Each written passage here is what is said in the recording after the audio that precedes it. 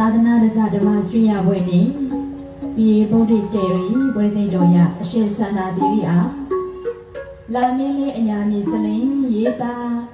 ချီကျူးဂုဏ်ပြုအပ်သော80ဘောတေးတဲ့ထေရပတ္တိကုဏပူဇာပါဗျာ၎င်း80ဘောတေးတဲ့ကိုမန္တလေးကိုကျော်မင်းဆိုင်အဖွဲ့တော်သားများနဲ့အတူတွဲပတ်ပြီးဘုရားတပည့်တော်ဒေသရှင်ဖြူစင်ကျော်မှဒီစုပူဇော်ခွင့်ပြုတော်မူပါရှိဗျာ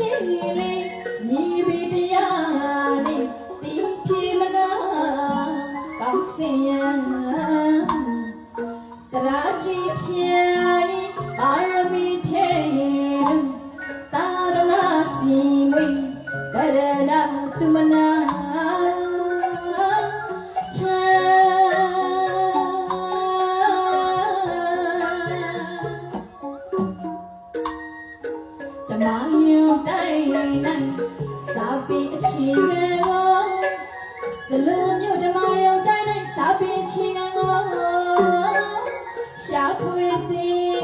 အလှမ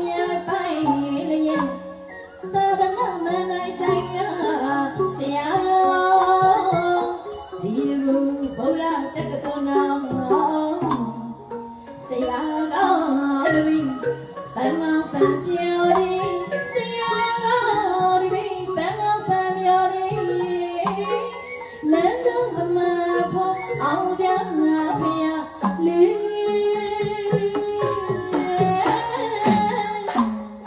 ဓမ္မစရိယဝေဒစိတ်တော်ကိုဒီလေဓမ္မစရိယဝေဒစိတ်တော်ကိုလက်ဖိမဟောအောင်မငါဖေရလေး